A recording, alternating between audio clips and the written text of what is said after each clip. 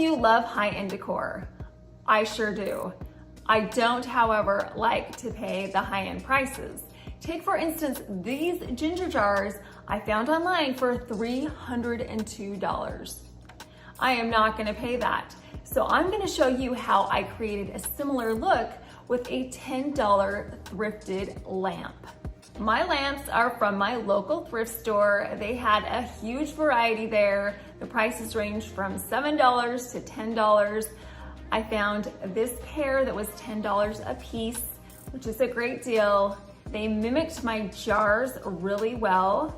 And let's be honest, these lamps were in need of a makeover. Now you can find lamps at Goodwill, you can find them at the Salvation Army, you can go to some garage sales, or maybe you just have some lamps at home that you don't use anymore that are this size and this shape that would be perfect for a ginger jar. The first thing that I'm going to do is I'm going to disassemble the lamp. I'm going to take off the lampshade. I unscrewed the light bulb and took off the lamp harp. Then I twisted the base socket to detach it from the lamp. I pulled it off and then cut the electrical cord with a pair of wire cutters. Now there may be other ways to remove the mechanics of the lamp without cutting the cord. However, this is the best option that worked for me. I'm not going to be turning this back into a lamp, so I literally just cut the cord. It's time to grow up, little lamp. I cleaned my lamps with a damp cloth and then let them air dry completely. Having a clean surface will make the paint be smooth when you spray it on there, and it will also help it adhere better to the surface. Next, I taped off the bottom and the top portions of my lamp with some blue painter's tape. I did this very carefully, making sure that each part was taped off because I didn't want any of the white paint to seep onto these areas. I repeated the process of taping the top and the bottom with my second lamp as well. I'm painting this center portion of my jar with some white Rustoleum spray paint. I sprayed an even coat lightly around the entire lamp. The key to getting a smooth finish is to make sure that you're about a foot away from what you're spraying and that you're constantly moving. I moved on to my second lamp and I did a base coat of paint on that as well. After I was finished, I let the paint dry for about 30 minutes. And because the color underneath was so saturated, I didn't want it to bleed through the white, so I decided to do a second coat. I repeated the process of spraying the paint evenly around the entire perimeter of the lamp. Then I moved on to my second lamp. I repeated the process of spraying a second coat, and then I let them dry completely, which took about an hour.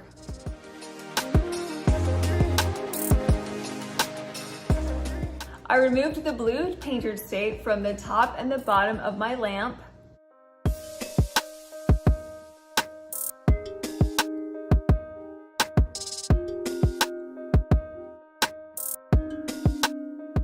Now the original color of the top and the bottom portion of the lamp, it was okay, but I really wanted it to be a lot more saturated in that gold color. So I used the same metallic paint that I used in so many of my projects. I just love this color. I purchased this at Michael's and I got a paintbrush and I painted on this paint onto the bottom and the top. After I'd finished the first coat of paint, I let it dry for about 30 minutes and then I came back and I did a second coat of paint to make sure that it was really saturated in that gold.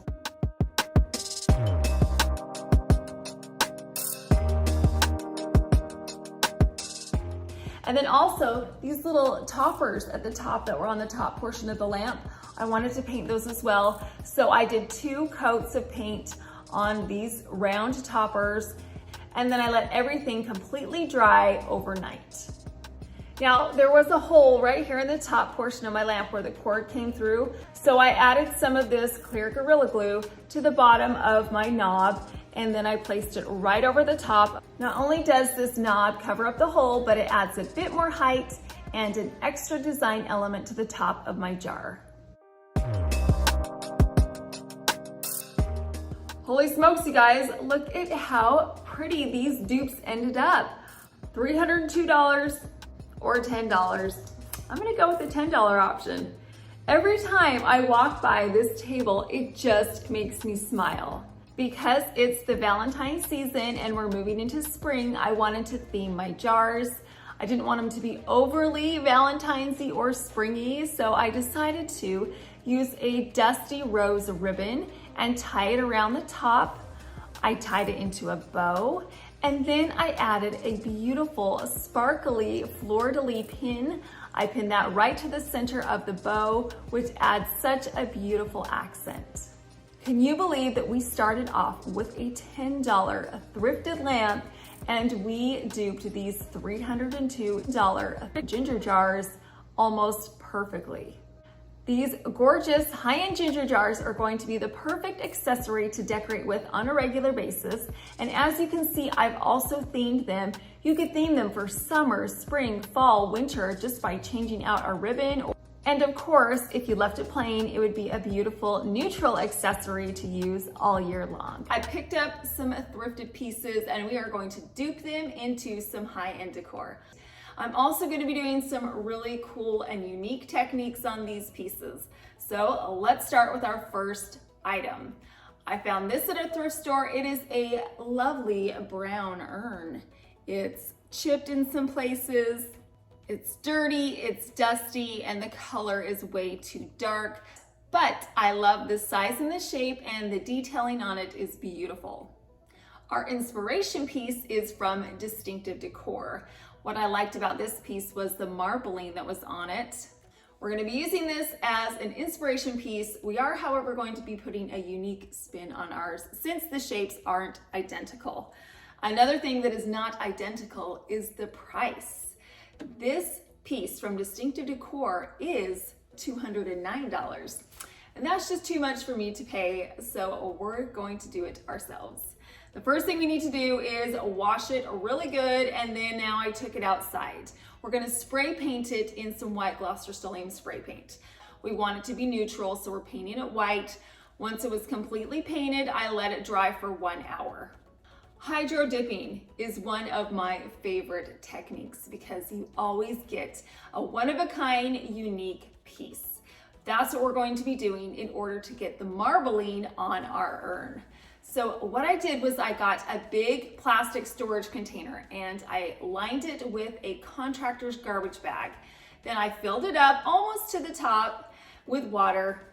Then I selected 3 spray paints. I chose a white, a gold, and a silver. What I do with my paint is I alternate spraying it in the water. I started with the white, then moved on to the gold and the silver, and I just alternated these paint colors, creating a bullseye in the water. You can see as we do this technique that it begins to make a marble design. Once I had enough paint in my water, I took my urn and I dipped it into the water. Now this paint will just cling right to your piece. You can swirl it around just a little bit. Once the paint was on my urn, I pulled it out of the water.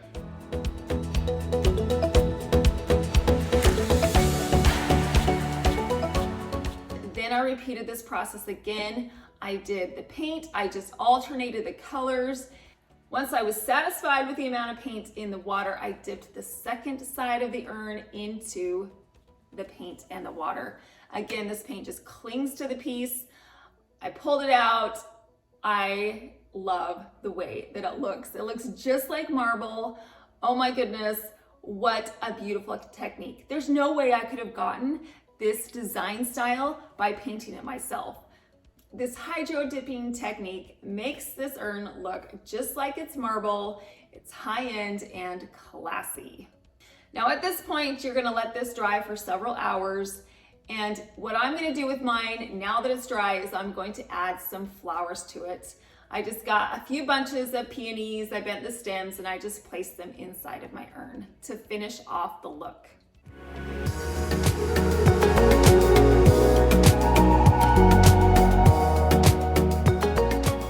Now let's do a side-by-side comparison, our inspiration piece and our thrifted piece.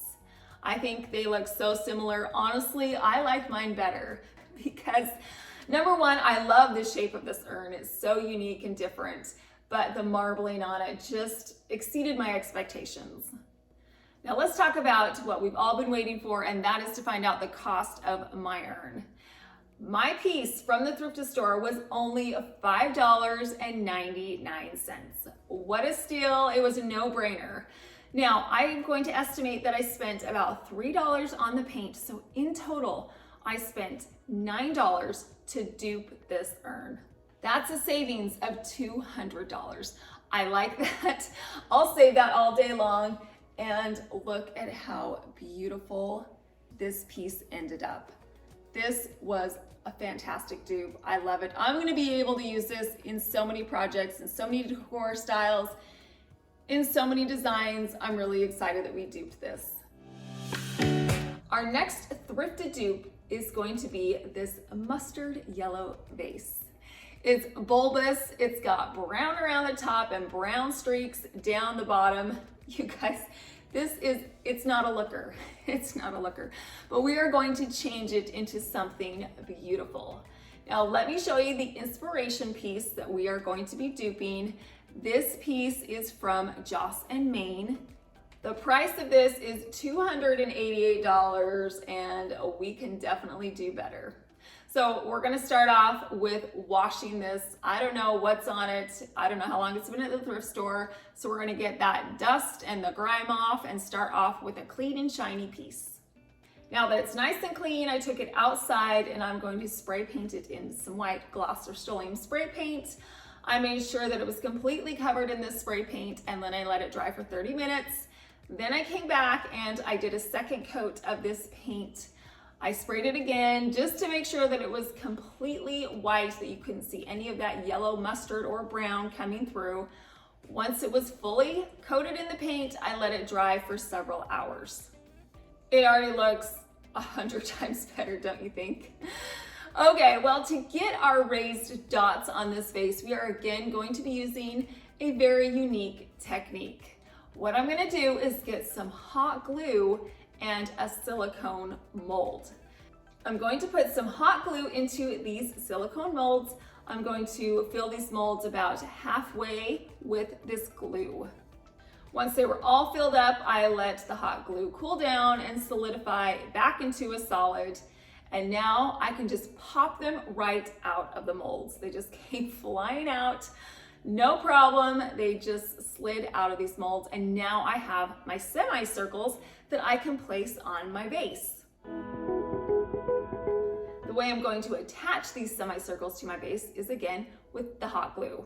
I'm just gonna add some hot glue to the back of these semicircles, and then I'm going to place them equidistant around this vase.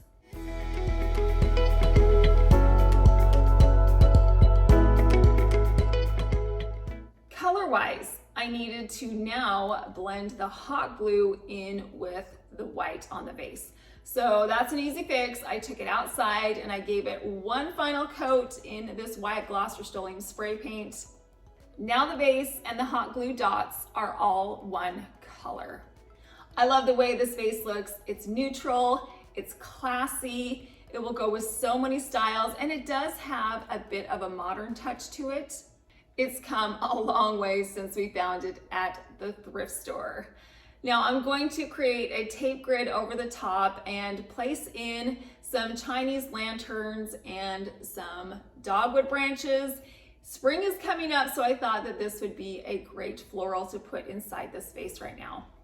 Now let's go over the cost of how much my vase cost from the thrift store.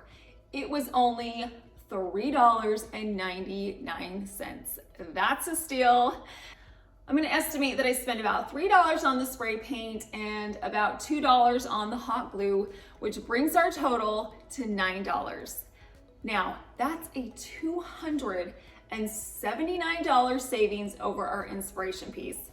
That's a great deal, and now I have this beautiful piece that I can use for this springtime.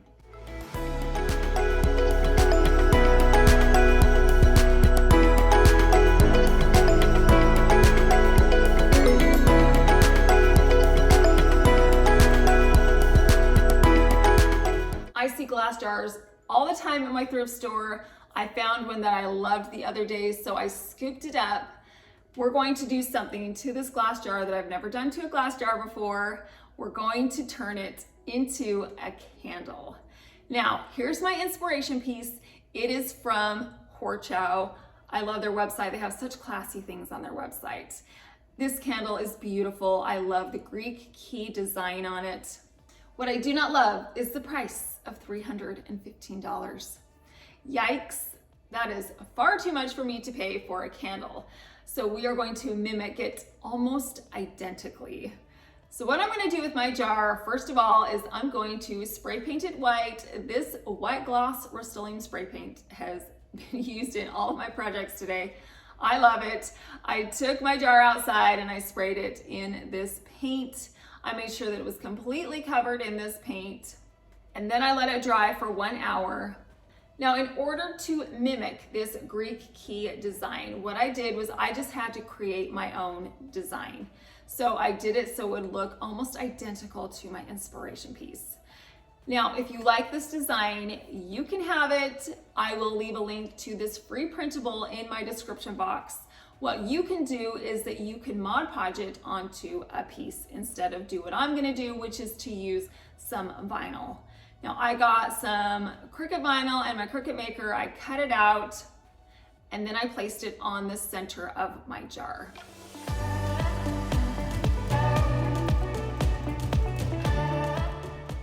Then I got a vinyl circle and I placed that on the rim of the lid. Since this is a candle, we need to put some wax inside of our jar. Now, I've done this technique in the past and it's so easy, it's so simple, it's so cheap. All you need to do is head on over to Dollar Tree and pick up a couple of candles. I needed 3. What I'm gonna do with my candles is we are going to melt them down into a liquid.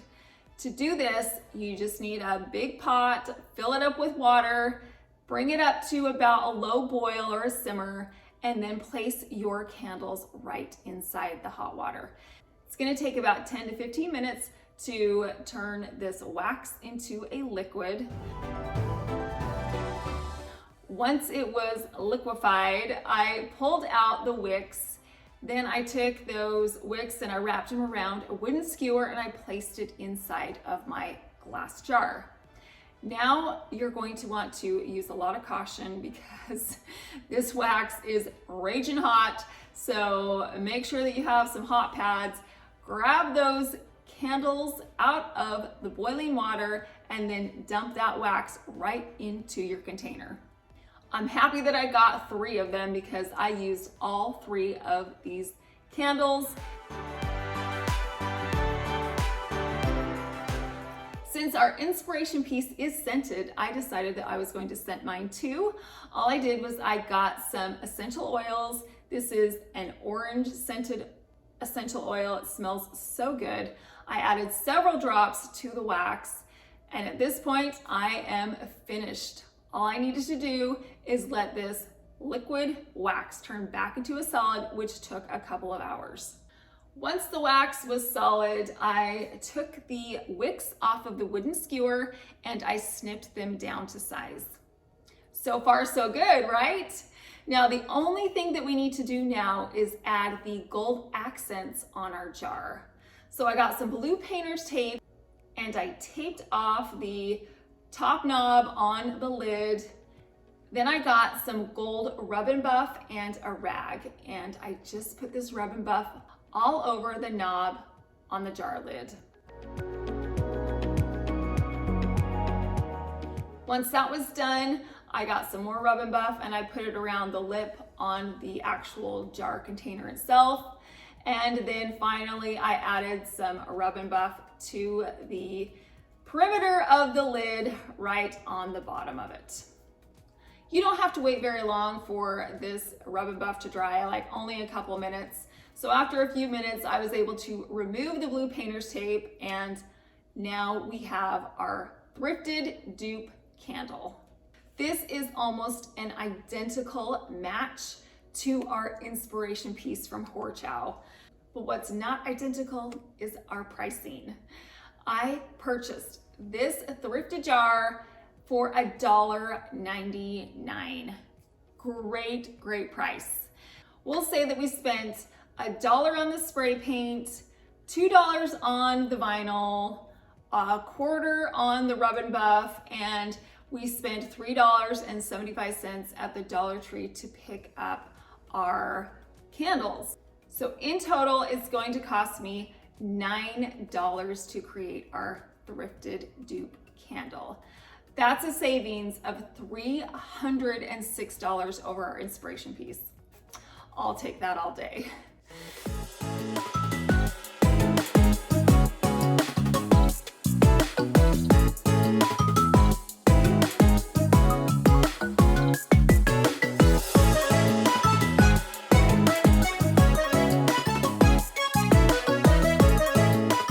Next dupe, we are actually not going to do anything to at all. We're just gonna leave it alone.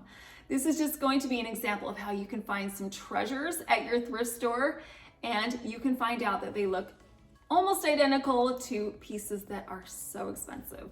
So let me show you what I got. These plates right here, I got from the thrift store. They were $1.99 a piece. These are Lenox plates. They are so pretty. The detail around the rim is gorgeous. When I was on the Horchow website browsing, I saw that they had some Versace plates that looked pretty similar to these. Now these plates on the Horchow website were $165 a piece. So if you got two, that would be $330. I spent $4 to get mine. You guys, that's such a deal. And I think they're equally as beautiful. Just because you don't want to DIY, or just because you don't feel like you can DIY, you can still find some treasures at your thrift store. By just rummaging through the aisles, I found some plates, and I am able to save $326 over our inspiration piece, these Versace plates from the Horchow website. Great deal. I love these plates. They're going to be beautiful in my kitchen.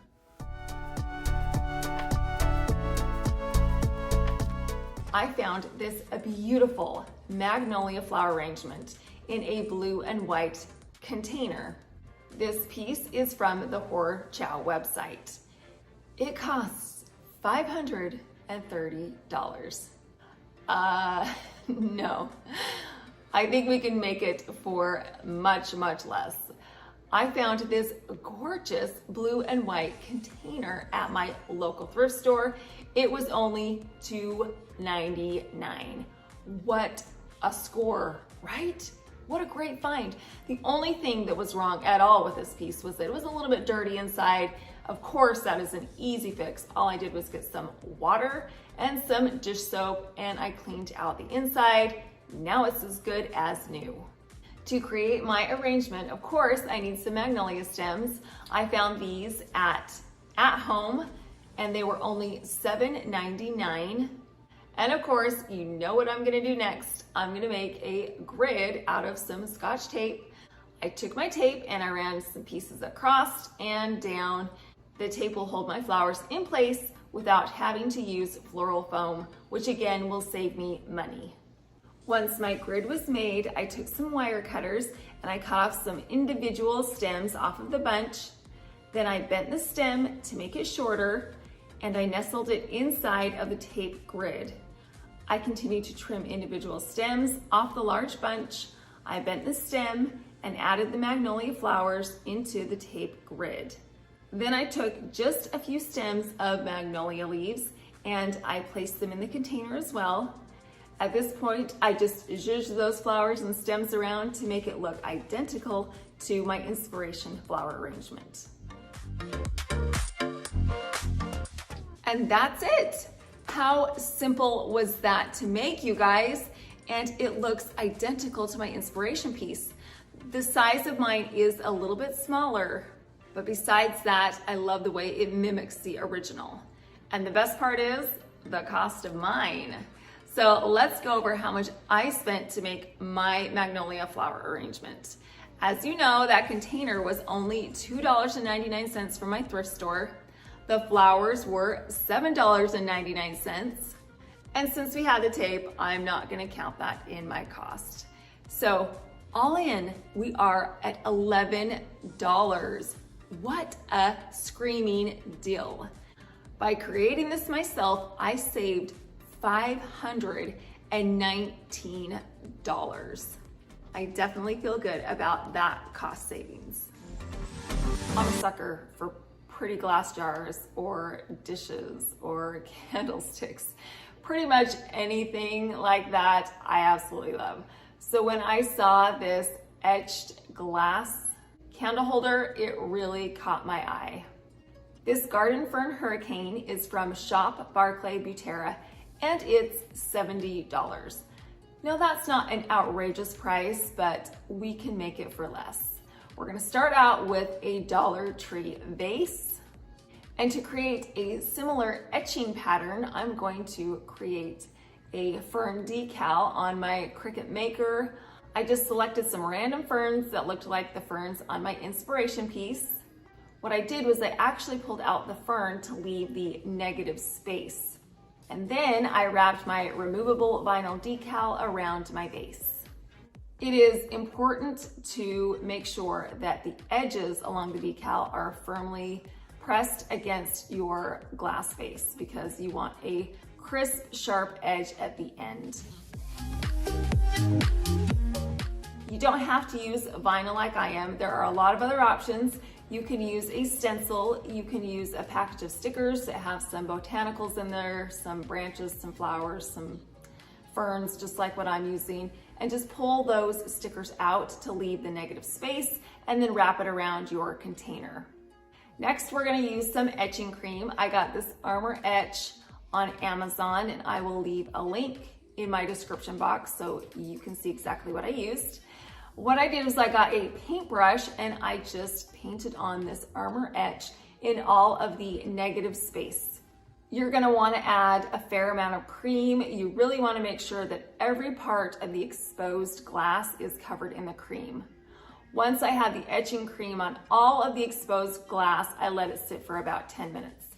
Now the directions online say that you're only supposed to leave it on for a couple of minutes, but I've done that in the past and the etching isn't quite as deep, so I like to leave mine on just a little bit longer, so 10 minutes worked for me. And then it's time to remove the cream. Here is a pro tip.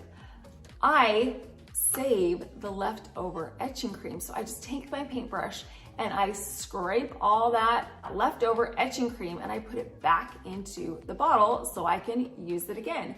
It's a lot more cost efficient this way, and that way you're not wasting all of this armor cream by just rinsing it down the drain. Once I had all the excess cream removed from my vase, I took my vase to the sink and I rinsed off the remaining cream. I just simply wiped it off with my gloved up hand and then I dried it.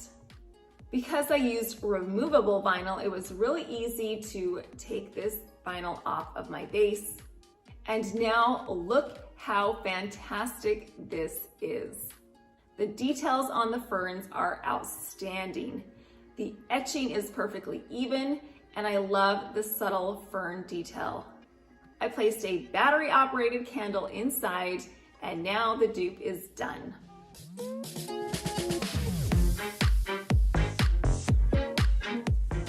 Let's go over the cost of what I spent.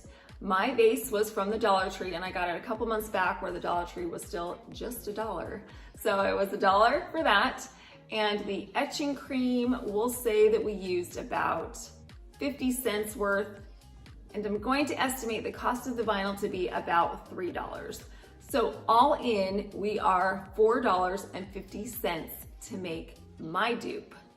A quick reminder, my inspiration piece was $70, and the only difference between the two is that theirs is a few inches wider than mine. They're both the same height, but theirs is a bit wider.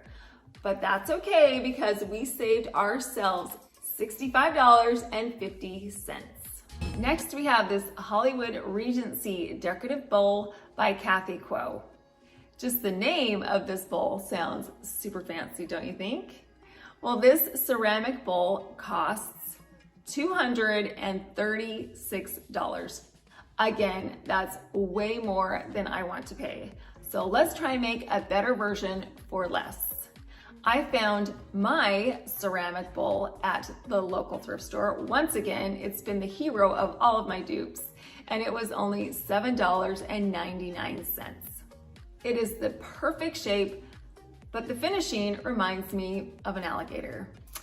I see too many of those around my neighborhood. I saw this one out on a walk the other day. I saw this one on the way to the park. I saw this one as I was driving by, and I saw this little fella slide into the pond the other day. And while they don't bother us, and we certainly do not bother them, we live harmoniously together. And while I appreciate their presence in my neighborhood, I do not want to be reminded of their scaly skin in my house. So we're gonna change the color of this bowl to white. I'm going to be using some Rustoleum white gloss spray paint. I sprayed this decorative bowl with a coat of paint. I let it dry, and then I sprayed a second coat of paint to ensure an even and saturated coverage. Already, this piece looks 100% better. No more gator green. Let's move on to the rim of this bowl. My inspiration piece had a gold rim. To recreate that gold edge on my piece, I'm going to be using some Rub and Buff in the color Gold Leaf. Again, I'll leave a link to this Rub and Buff in my description box so you can get to it easily. What I did was I just took a rag and I added a little dab of the Rub and Buff onto the rag, and then I wiped it along the rim of my bowl. This was so easy to do. The Rub and Buff doesn't bleed at all. It stays right where you put it. It's similar to a saturated wax and it dries pretty much immediately. So I just continued to wipe on the Rub and Buff along the entire perimeter of the decorative bowl. The gold leaf color is an identical shade to my inspiration piece, and it adds just enough of a decorative touch to this bowl to make it unique.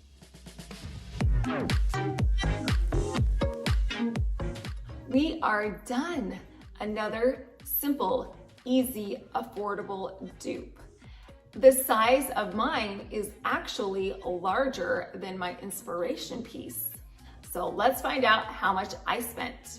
As you know, that decorative bowl from the thrift store was $7.99. I used a full can of the spray paint, and I purchased this spray paint at Target, and it was $4.97. And we'll say that we used about 50 cents of the Rub and Buff. So in total, the cost for my dupe is $13.50, which means I saved $222.50. I love it. So great. Another deep discount from the original price. I saw this set of 2 branch wall art pieces on the Horchow website. This 3D art is cast brass in an antique gold leaf frame with crystal detail. This set of 2 was $1,500 for 2. So, oh, and that didn't even include shipping. It was like $165 for shipping too. That's not gonna happen. So I am going to recreate it. I got some canvas at the Dollar Tree.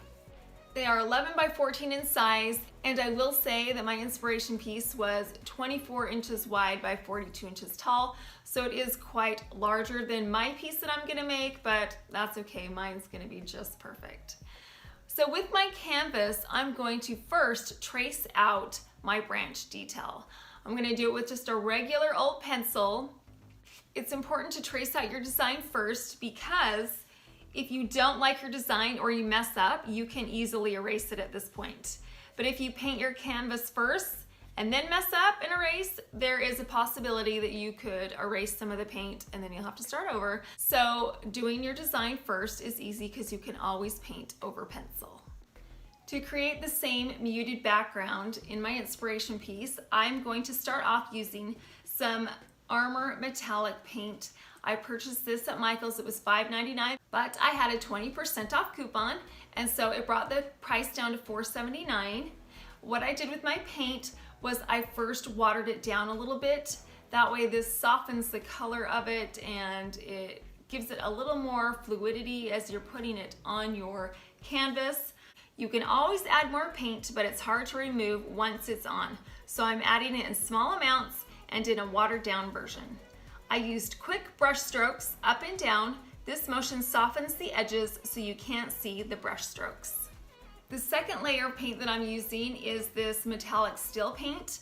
I got this from Target. I already had it. I got it like a year ago. I placed the darker shade in the corners, along the edges, and at various places on the canvas where the shading was darker against the branches.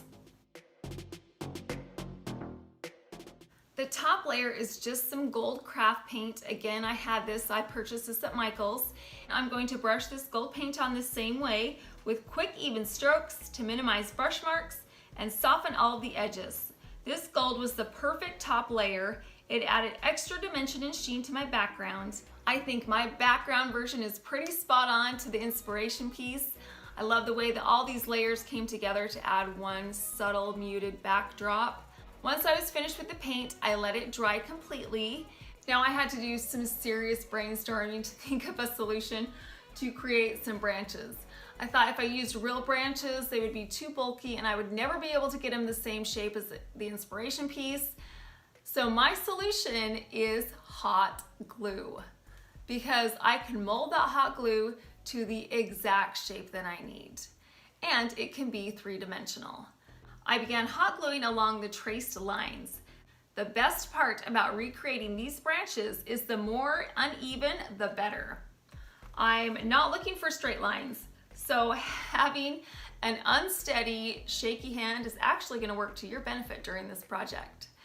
So I just continued to hot glue along those lines. I did go back over some of the branches with extra hot glue to make them thicker and add more dimension.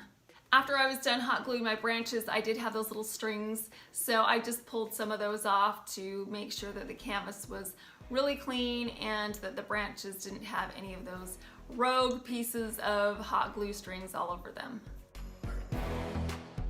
Once all of my hot glue branches were created, it was time to paint them. I'm using some premium ultra bright gold paint. I got a smaller paintbrush and I painted along each one of the branches. These branches are uneven and the paint spotlights the three-dimensional shape by adding highlights to the top and brightening up the edges and indentations. Once my branches were fully painted on the sides, the top, on the edges, I let it dry completely overnight. Now it's time for my favorite part, and that is to add the sparkle. I got this bag of glass vase fillers on clearance for 62 cents. So hello, that was such a great score. And I picked out the clear pieces. Again, I'm using my hot glue gun. I hot glued the back of the bead before I added it to my canvas. The reason why I did that is because I wanted to minimize the strings from the hot glue, and by putting it onto the bead first and then placing it onto my canvas, it minimized having all those strings all over it. So I continued to place the clear beads all over the branches until everyone was in their spot.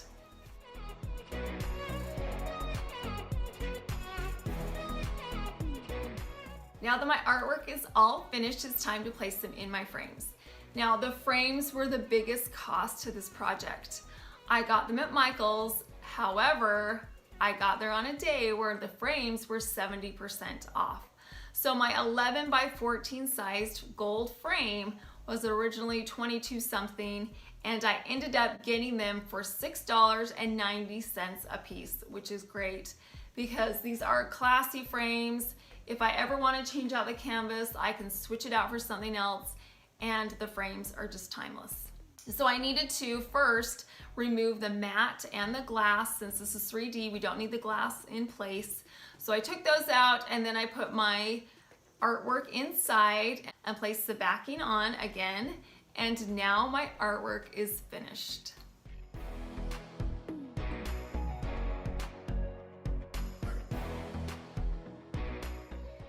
You guys, how pretty are these? I can't believe how similar they are to my inspiration piece, and we recreated it for so much less. Let's go over the cost breakdown really fast. I spent $2 on the canvas.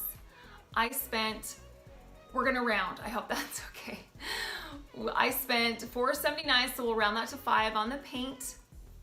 The biggest cost was the frames. We'll round that to $14. and the beads were 62 cents, so we'll round that to $1. For a grand total of $22, I was able to get a set of 2 beautiful pieces of artwork. That saves me $1,478 from our original inspiration piece, and we didn't have to pay for shipping. So we saved even more that way too. One of my favorite places to shop is Home Goods. I can spend ridiculous amounts of time there just wandering up and down the aisles, smelling candles and looking at pretty things. Well, I was there the other day and I saw this really pretty fall swag. I loved the white pumpkins and thought the green leaves were a unique spin off the traditional orange and amber leaves. It also had some pretty pearls and gems on it. I looked at the price. It was $29.99, which isn't bad, but I knew that I could create a similar piece. To start off making my swag, I needed some branches. Now, the easiest and most affordable way to do this is just to wander about your neighborhood and find some sticks, which is what I did last Christmas time. I found some branches and I spray painted them gold. This isn't gonna cost me anything, plus I got a lovely nature walk out of it. So I'm going to arrange my sticks pointing outward. I got some floral wire and I cut a few segments. I wrapped it around several points along the swag. The floral wire will hold the branches in place.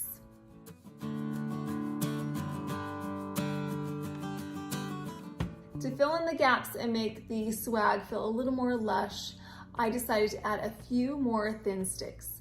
I found 2 bundles at the Dollar Tree. I unwrapped them. I only needed the stick portion, so I put the dried green flowers to the side. I positioned the sticks over the top of the gold sticks. Then I took more of that floral wire, wrapped it around these twigs to securely keep them in place.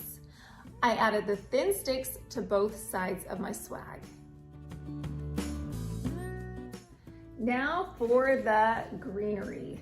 I really did love how the original inspiration piece had a lighter and brighter palette. The light green leaves make it feel so much more bright and cheerful. I purchased a few stems at Michael's. Luckily, they were 40% off, so I ended up only spending $10.05 on these 2 stems. I took my first stem and I bent it into 3 distinct sections. I placed it on the top of my swag and then I secured it to the branch swag with the floral wire. For my second stem of greenery, I actually got some wire cutters and I cut off a few of the smaller branches off of the center piece. I took the shorter pieces and I placed them inside of the swag. Then I took the remaining large center stem and I bent that as well into several different directions, and then I placed it on top of the swag, again securing it all together with that floral wire. So now that the actual swag portion is completed, now it's time to add in all of the pretty things. We're gonna start off by adding these white and cream pumpkins. Now in my inspiration piece, it had those white and cream pumpkins.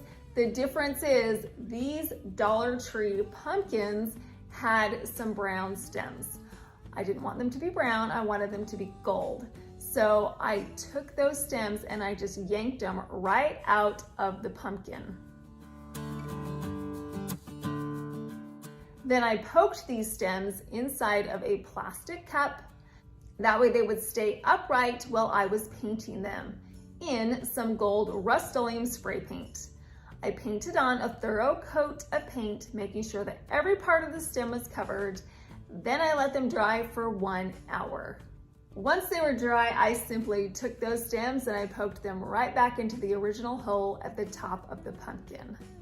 Simply painting these stems gold made a huge difference. It's so much more impactful and it looks so much more high-end. I also had this cream pumpkin already in my stash, so that's not going to cost me any additional money. To attach the pumpkins to my swag, I'm going to take a segment of that floral wire. I'm going to bend it in half, add a dab of hot glue to the bottom of the pumpkin, and then place the center of the floral wire in the hot glue. Now I can place my pumpkins on my swag. I decided to do 2 on the left and right that were the white ones, and then the cream one in the center. So I just took that floral wire, I wrapped it around some of the branches that were on the swag, and then I twisted the wire together. My inspiration piece had some pine cones on them. They were just plain. I have some pine cones that I've decorated with for Christmas. My pine cones have white tips, which I like better than the plain pine cones because it ties in with the white pumpkin. I am going to attach these pine cones to my swag with that same floral wire. I'm going to take a segment and I'm going to wrap it around the bottom layer of the pine cone needles and then twist the wire together. Once each one of my pine cones had a wire wrapped around the bottom needles, I was able to place them on my swag. Again, I simply located the branch on my swag, wrapped the wire around the branch, and twisted the wires together to secure it to the swag. Lastly, we're going to create these pretty pearl and crystal picks. I got a bag of pearl beads at the Dollar Tree, and I also had some crystal vase fillers already at home. Once again, the hero of the day is that floral wire. We have used it throughout this entire thing, so why not use it to make these as well? So I took a segment of this floral wire and I poked it through the center of the pearl bead, wrapped it around it, and then twisted to secure it together. Once I had all the pearls on, I moved on to the glass vase fillers. I got some hot glue, I added it to my glass bead, and then pressed it onto the wire. To attach my pretty pearl and crystal accents to my swag, I'm going to take that wire, wrap it around a branch, and then twist the wires together. So here is my final swag. It's a pretty good dupe, right? I think we did a great job in recreating what I saw at HomeGoods. Now we did customize it a little bit. The pine cones had the white accent on the tips, and I did have some gold branches, but besides that, I think it's a pretty good match to the original.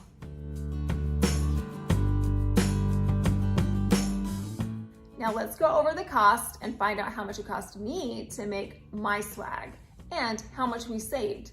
So if you remember, the original price on the HomeGoods swag was $29.99. I didn't have to purchase very many things to create mine. So the money that I did spend was on the leaves that I purchased at Michael's. The 2 stems were $10.05, and so we're gonna round that down to $10. It's just easier to do math that way. So $10 for the greenery, and the rest of the things I purchased were from the Dollar Tree.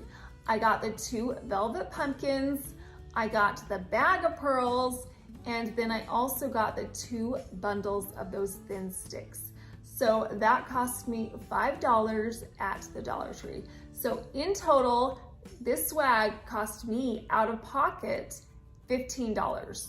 That is a 50% off savings from our HomeGoods inspiration piece. What can I say? I love a good bargain.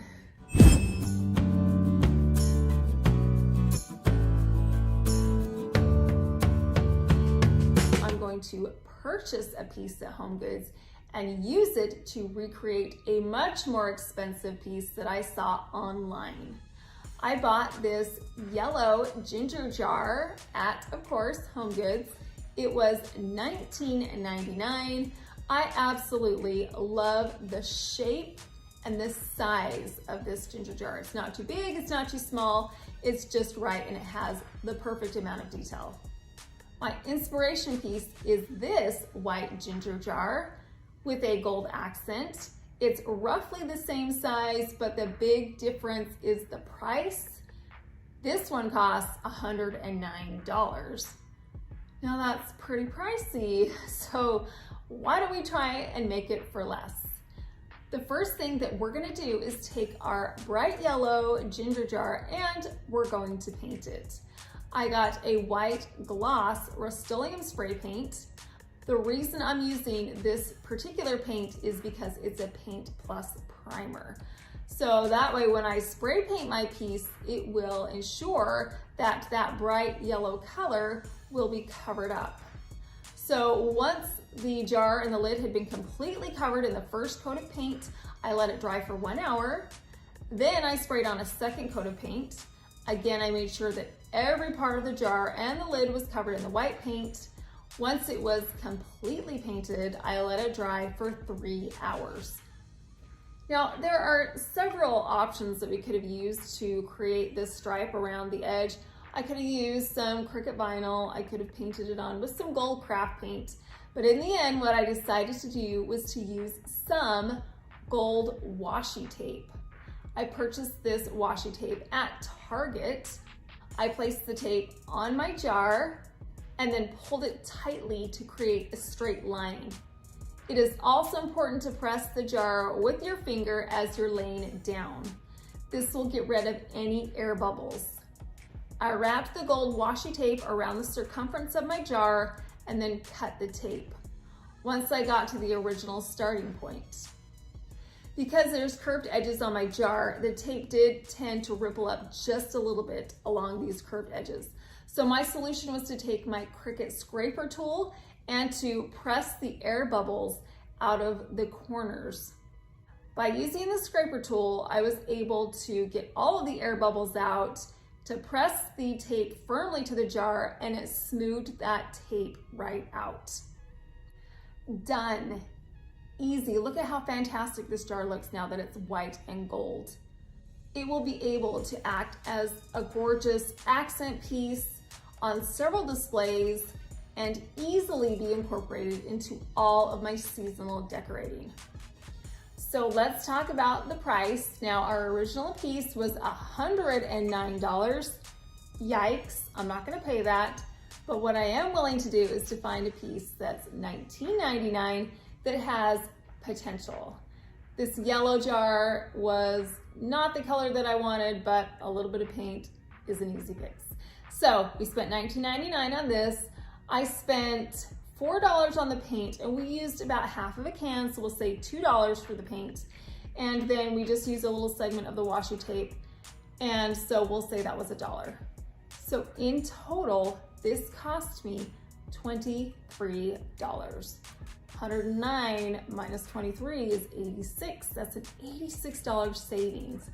And I think that mine is just as beautiful as the inspiration piece. I don't think it's any secret that I love Horchow. I have done so many dupes from their website. The reason is because they have beautiful pieces, but they are so expensive. So by making them ourselves, we can get a same or similar piece for so much less. This particular arrangement is from the Horchow website. It is stunning. It is $455. And that's gonna be a no, but I'm pretty positive that I can make a similar one for so much less. So to start off with, we're going to get a container. I found this glass container at HomeGoods. It started off at $19.99. It had been discounted several times. It was now $4.50, which is right up my alley. To copy the look of my inspiration piece, we're going to create a vinyl decal on my Cricut. Now, what I did was I just got a gold vinyl and I created some stripes on my Cricut, and then I added it to my circular base. This decal is a cheap, easy way to mimic the original design. If you don't have a cutting machine, you can use some gold washi tape. I have this gold washi tape that I purchased at Target. So now we're gonna move on to the florals. When I was at Michael's the other day, all of their spring peonies were on sale, 50% off, great deal. So I purchased a bunch for $6.50. And then the other cream flowers that I'm using, I already had at home, so I'm not gonna add the cost of those flowers into the overall cost of the arrangement. So as you know, I love to use the tape grid method, so I got out my Scotch tape and I created a grid over the top of the container. Next, I took my white peonies and I bent the stem and I placed them into the tape grid. Then I took my cream flowers and I placed them into some vacant spaces around my arrangement. I could not find some lamb's ear stems that mimicked my original inspiration piece, but I could find a lamb's ear garland. I purchased this garland at Walmart for $9.97. I'm going to take this garland and I'm going to create my own stems. I got some wire cutters and I cut off some segments of this garland to create stems. I placed the lamb's ear into my arrangements in similar places as my inspiration piece. And that's it. What a beautiful arrangement. Easy, affordable. I would have to say that ours is a spot-on match. The florals are so similar, so is the lamb's ear.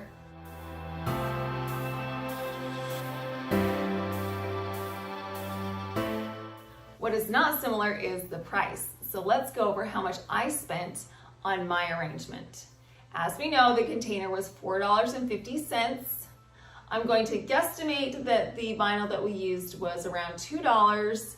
The florals from Michael's, after a 50% off discount, they were $6.50. And we only used half of the lamb's ear garland, so we will round that to $5. So in total, to create this arrangement, it cost me $18. That's a cost savings of $437. I like that discount. That's a good discount. We can live with that one. Plus, I can reuse all of these pieces again. I used removable vinyl so I can take off the decal. I can use the florals again and the lamb's ear again. This is a beautiful arrangement for now, but can be repurposed later on. Our next look for less is one that I absolutely love, and it is a horse head. Yep, a horse head. I love horse statues. I think they are so classic and timeless. I've had this particular horse statue in my closet. It's been there for probably 10 years. We purchased it at the Bombay Company a gazillion years ago, and it just has lived there, and I haven't been able to display it. So when I was looking online, I came across this beautiful horse bust. It's from Macy's, and I loved the cream color and the antique glaze over the top, and it had the gold accents, which is so my style. So while I loved this horse statue, I did not, again, love the price of $132. So we're going to use it as our inspiration, and I'm going to mimic this look on my horse statue. So the first thing that I needed to do was paint it. So I took it outside and I sprayed it in a paint of white gloss Rustoleum spray paint. I made sure each part of my horse statue was covered in the paint. Once it was completely saturated in the paint, I let it dry completely overnight. To give our statue a glaze over the top, I'm going to create my own. And I'm going to be using two craft paints. One is a burnt umber brown and the other is an antique gold. What I'm going to do with these craft paints is I'm going to add them together equal parts. Then I got about a quarter cup of water and I watered it down to make it really liquidy. Then I took a sponge brush, I dipped it in the paint, and then I doused my horse statue in the paint. No rhyme or reason, I just put it all over the horse. Once it was completely covered, I got a clean cloth and wiped off the glaze. I continued to paint the other side in the same way. I just added the paint and then I wiped it off with a cloth. Once I was satisfied with the saturation level of the antique glaze, I let it dry for 3 hours. My inspiration piece had some gold highlights in different areas along the horse statue, and so I want to do that as well. What I'm going to use is some rub and buff in the color Gold Leaf.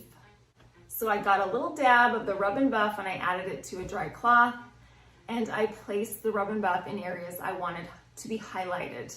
So I did the ears and the eyes and the mouth, especially the mane. I wanted to make sure that it was really well covered in the rub and buff. And then I also did the corners along the base. The rub and buff highlights these intricately detailed areas and makes them stand out. Now, because the gold leaf is really shiny, I wanted to tone that down a bit. So So all I did was I went back to my antique glaze and I got my sponge brush and I covered my horse once again in this glaze. Then I got my dry cloth and I wiped off all of the paint. The second layer of glaze toned down the gold leaf beautifully. I love this transformation so much. It looks elegant, and the lighter paint makes it easier to see all of the details that were hiding when it was dark. Plus, the lighter color will go great with all of my white and gold decor. Now, a quick reminder, the original inspiration piece was $132. Let's calculate the cost of my horse statue. Now, like I said, I purchased this from the Bombay company 10 years ago, and it's just been sitting in my closet. So I'm going to put it in the free for me category because I don't even remember how much I spent on it. The money that I did spend was on half a can of spray paint. So we'll say that that was $2.50.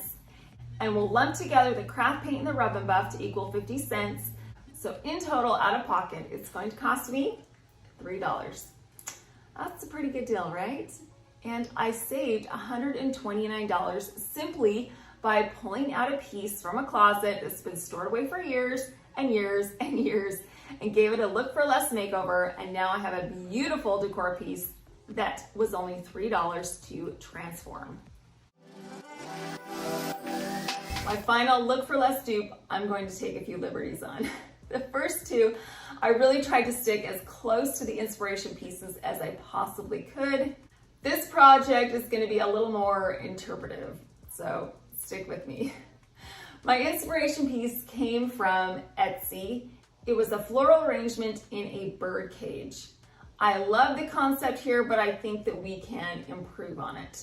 If I were to purchase this from Etsy, it would cost me $145.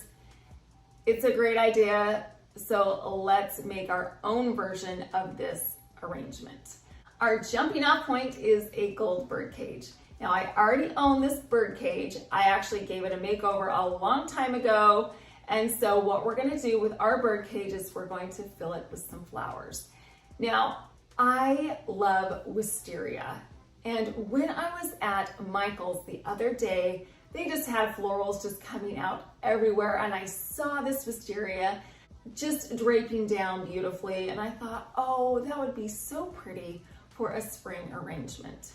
And the best part is it was 50% off, and I had another coupon for 15% off your total purchase. So originally this stem of wisteria was $17.99, but after all of my discounts and coupons, it ended up costing me $7.23. So what I'm going to do with this wisteria is I'm going to put it in the bottom of my bird cage. Then I'm going to gingerly pull the flower tendrils through the bars of my bird cage. I wanted these wisteria pieces to billow and drape through the bird cage and fall beautifully. And by pulling them through the bars, it does exactly that. Next, I'm going to take some roses that I purchased at the Dollar Tree. Again, I've had these at home, and so they're not going to cost me any additional money. I'm going to place those in the bird cage. Again, I'm going to pull the roses through the bars so that they will extend beyond the bird cage. Now, if I were to leave it just like this with the flowers coming through the bird cage, it would be stunning. But we're going to improve on it a little bit, and since it's springtime, we're going to add a springtime touch. So to do that, what I'm going to start off with is a grapevine wreath. This is going to give my bird's nest we're going to be placing on top some height and also some stability. On top of the grapevine wreath, I'm going to take some raffia and I'm going to form it into a circle and place it over the top of the grapevine wreath. Then I placed my bird's nest over the top of all of that. I had some leftover springtime eggs that we're going to use. I took some large gold ones and a few small blue robin's eggs, and I placed those into the nest. Finally, I took a little stem of cattail, and then I got a small bird that I purchased at the Dollar Tree. I clipped my bird onto this stem, and then I poked it through the bird nest. This will hold our bird upright and keep it in place. Now, I love how we themed this into spring, but it would be so easy to add some fall leaves, to add some pine branches for Christmas. to add some sunflowers or bright colored flowers for the summertime. So you could take the concept of using the bird cage as a floral container and transform it into different seasons. So let's find out how much it cost me to make my bird cage arrangement. Now I had the bird cage, so again, I'm not going to factor that cost into the overall cost of my piece. So we're gonna say that was free for me. Now we know that the wisteria ended up to be $7.23. I had the other roses at home. I had the grapevine wreath. I had the raffia. I did purchase the bird's nest at Michael's. And after all of my coupons, it's gonna be $4. And then finally, I purchased the bird at the Dollar Tree, so it was $1.25. So in total, this cost me $12.48. That's not bad considering how beautiful this piece is. For today's project, I have braved 7 years bad luck to show you how to make this broken mirror Christmas tree, and I think it was worth it. My inspiration for this piece came a while back when I was watching Rebecca Robeson on YouTube, and she made a broken mirror Christmas tree, and I absolutely loved it. And then a little later, I was scrolling through Etsy for some design inspiration, and I came across this broken mirror Christmas tree again.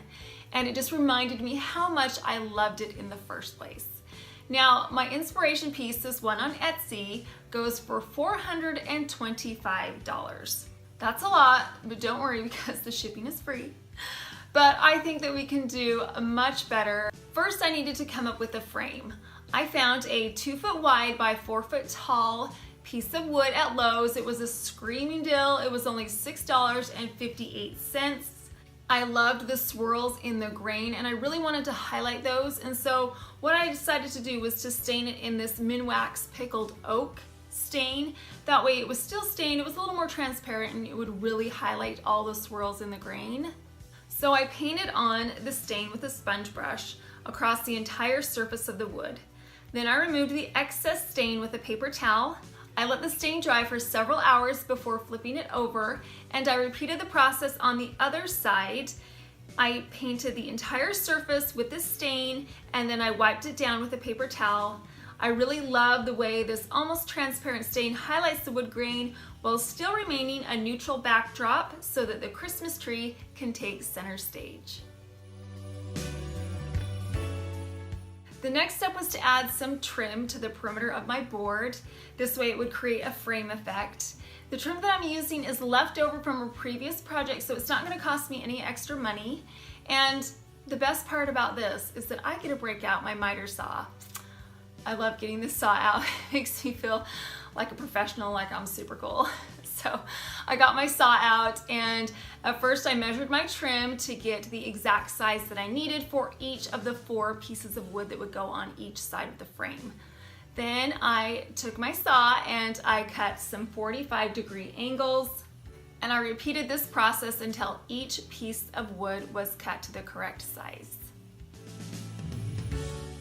I'm going to get a sponge brush, and I'm going to liberally paint each piece of trim in the pickled oak stain.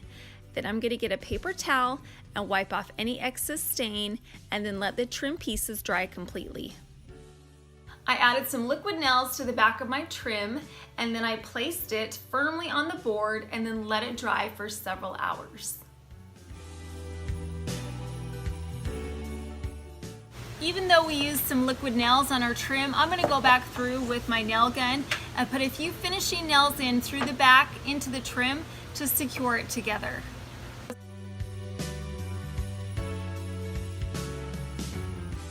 The final step was to fill in the corner edges with a little wood filler so there wouldn't be any gaps in the seams where the trim came together.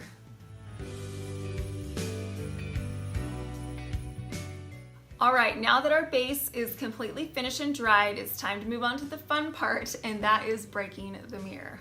Now, I purchased this mirror at Walmart. It was only $6.44, and for the size, I think that that is a great deal. The next step is to take a thick contractor's garbage sack and place my mirror inside. Then I took a second bag and placed it over the top to double bag the mirror for extra safety precautions. All right, I'm gonna be using some safety goggles, and then also I have some gloves with a really thick coating on it, so they're not just plastic gloves. This will protect my hands just in case any rogue pieces of mirror go flying anywhere. And as you saw, I put my mirror into some industrial sized leaf kind of garden trash bags. They're really thick, so if there's any extra mirror, it will not come through these bags. And then I have a hammer. One other thing to remember is keep it on a hard, flat surface. A table will maybe bounce around a little bit, so on the ground is gonna work really well for me. So here we go. Wish me luck. Hope this is a good idea.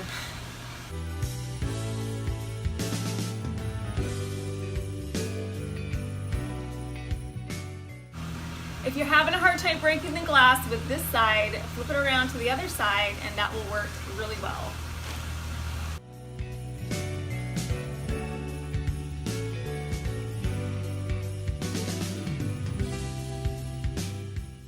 Once I was finished breaking my mirror, I peeked inside the bag to make sure that the pieces were the size that I wanted. When I was satisfied, I took the mirror very carefully out of those lawn bags, and then I placed it right back on top of the lawn bag.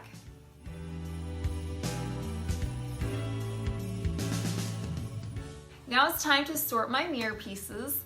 I took the back of a hammer and I pulled up the mirror pieces, and then I began to sort them out individually by size.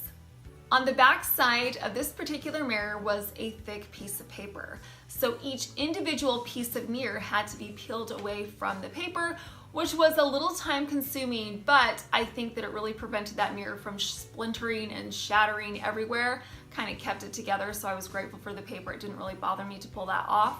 During this process, I did keep my thick gloves on and my safety goggles. I did a dry run of the placement of my mirrored pieces to create my Christmas tree shape before I permanently glued it to the wood frame. I simply laid out my various shapes on a large piece of cardboard until I got the design that I wanted. To transfer the pieces from my cardboard to the frame, I placed them right next to each other. I started at the top with the star. I continued to transfer the pieces of mirror from my poster board to my wood board until each piece was in the perfect spot to shape my Christmas tree. To the back of my mirrored pieces, I'm adding E6000. Now, I actually ended up using 2 full bottles of this E6000 because I really wanted those pieces to be stuck well to my board. The last thing you want are some mirrored pieces coming down on you after you have it hung up on your wall. So I wanted to make sure that they were stuck on there really well. So I added a liberal amount to the back of each of the mirrored pieces, and I slowly and methodically worked my way down the tree until each piece had been glued in place, and then I let the glue dry for 24 hours. To the back of my frame, I'm adding some frame hooks that I got from an old picture frame that I wasn't using anymore. So again, this isn't going to cost me any additional money. Once those hooks were on, I hung up my picture on the wall right above the Bombay chest in my office. That way I can enjoy it all season long. So let's quickly go over the costs of our project. And like always, I'm gonna round because it's just easier to do math that way. So the wood was $6.50. The mirror was $6.50. The stain was $5, and the 2 tubes of E6000 was $6. I had everything else. So if you add all that together, it's $24. That is a savings of $401 over our inspiration piece. I am so thrilled with the way that this turned out. I'm actually disappointed that I didn't do this project earlier, but now I have a beautiful piece of seasonal decor that I can keep and display for years to come. We are going to be duping pieces from Horchow and Paragold and Etsy, 3 of my favorite online stores, but 3 very expensive stores. Now, I love Horchow. I love scrolling through their website. They have beautiful pieces, but they are so expensive. So I found this piece on their website. It's simply gorgeous. I love the fall color palette of peaches, oranges, and reds, and the linear shape is so unique and special. What I am not in love with is the price of $650. I'm not going to spend $650 on a flower arrangement, so we are going to make this piece ourselves. The first thing that we need is a similar container. So let's head on upstairs and look through my armoire. I have a whole bunch of options in here, lots of glass vases. Let's rummage around. Let's go with this rectangular container. It's a perfect knockoff to our original piece. Now that we have selected our container, we need to get our florals and some sticks. Instead of buying sticks, let's head on outside and see what we can find out in the bushes. I found some fantastic sized sticks that were absolutely perfect for this arrangement, and the best part is that they're free. So I brought those inside, and now I can lay out all of my florals. I got a whole bunch of options and I laid them out on my desk in my office. I love to do this because then I can really see what I have, what is similar to my inspiration piece. I can see the colors that I have, so I can make a game plan before I even start. Another piece to this flower arrangement that I did not have was these little blueberries. So I'm going to improvise and make my own. I had some gold berries left over from decorating at Christmas time, and I thought these are the perfect size and shape. All I need to do is change the color. So I got some craft paint and a paintbrush, and I simply just painted these gold berries into blueberries. I painted all the berries, made sure they were completely covered in this craft paint, and then I let them dry for several hours. Sometimes you have to improvise just a little bit in order to get the perfect piece, and I think we did that with these berries. Now we're going to create a tape grid on the top of my base.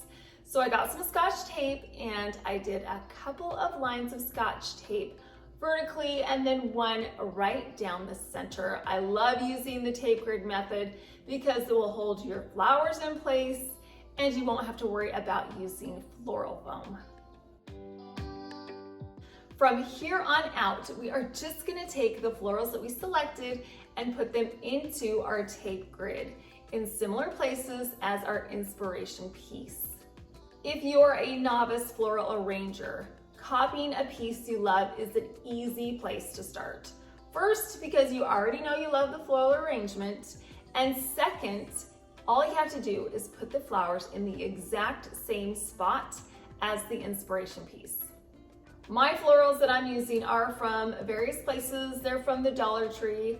I got the artichoke stems at home, and then I also got some flowers at Michael's. So I didn't spend a whole lot of money originally on the flowers to begin with. And here is our final floral arrangement. Look at how gorgeous this is. Let's put my piece up next to our inspiration piece. I would say that they are so similar. So let's find out how much I spent on my beautiful floral arrangement. Well, as you saw, we rummaged through that cabinet to find the container, so I already had it. It's not gonna cost me any money. The florals I already had at home. I didn't buy any new ones for this particular floral arrangement. The Scotch tape I already had, and the sticks were free from outside.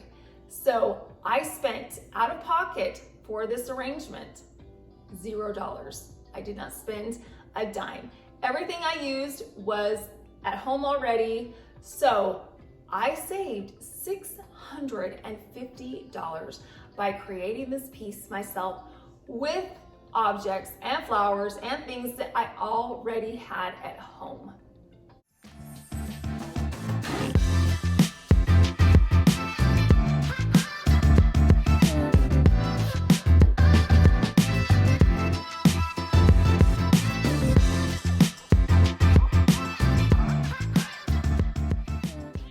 My next high-end dupe comes from another very high-end store, and that is Perigold. I found this beautiful floral tray. It's got lucite and flowers, and it's just stunning. What's not stunning is the price. It's $304. We can do better. I know that we can save ourselves a lot of money by making this ourselves. So the first thing that I needed to do was find a lucite tray that was similar to our inspiration piece. So I went on a little shopping trip to Target, and they had a lucite tray that was identical, and the best part is that it was on sale for only $3. I love a good bargain. So I scooped this up and I brought it home.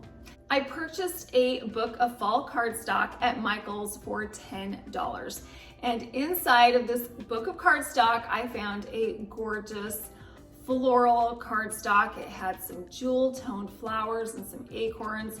So pretty. So it's not going to be 100% identical to our inspiration piece because we are theming this tray into fall, but we are using the spirit of our inspiration piece to help us to create this tray. So what I did with my paper was I needed to trim it up just a little bit so it would fit inside the tray. I got my rotary tool and I trimmed off the edges of 2 sides of my paper. So now it can fit into my tray perfectly. And I always like to do a dry run just to make sure that it fits in there nicely. Now that my paper is cut perfectly, I'm going to get out some Mod Podge. I put a layer of Mod Podge on the bottom of the tray. I made sure that the entire tray was completely covered in the Mod Podge. Then I got out my beautiful fall paper and I placed it right over the top of the Mod Podge. I got a kitchen scraper and I pressed that paper firmly to the bottom of the tray. Using the kitchen scraper, we'll press out any air bubbles that were potentially trapped underneath the paper, and it will help it to lay flat. Next, I take more Mod Podge and I spread a layer over the top of the paper. I made sure that the surface of this paper was completely covered in the Mod Podge, and then I let it dry overnight. Isn't this tray just stunning? I love the fall florals in the bottom with the leaves and the acorns. Is so pretty. And it was so easy to do. If you're looking to create some easy custom fall pieces, this is the project for you. It was a piece of cake. Let's find out how much I spent on my tray. As you saw, the tray itself was only $3 at Target, and the book of cardstock was $10 for the whole book. If you break it down, each piece of cardstock is 25 cents. So for me to create this custom fall tray, it was $3.25. I will remind you that our inspiration piece was $304, so we saved ourselves a ton of money and we created a beautiful piece.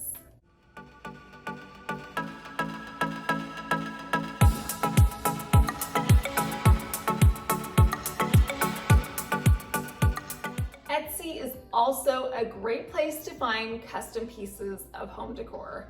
I was scrolling the other day and I found this adorable kitchen towel, this Hello Fall towel that had a cute little pumpkin on it. The cost of this kitchen towel is $15, which isn't bad, but I know that we can create a similar one for less. Now, what struck me as I was scrolling was the actual fabric of this kitchen towel.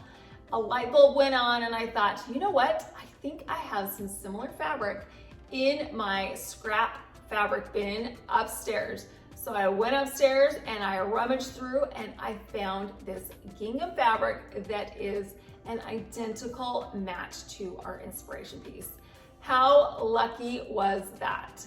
So what I did with my scrap fabric was I had to trim up the edges. So I simply just squared up the edges so I had a long rectangle.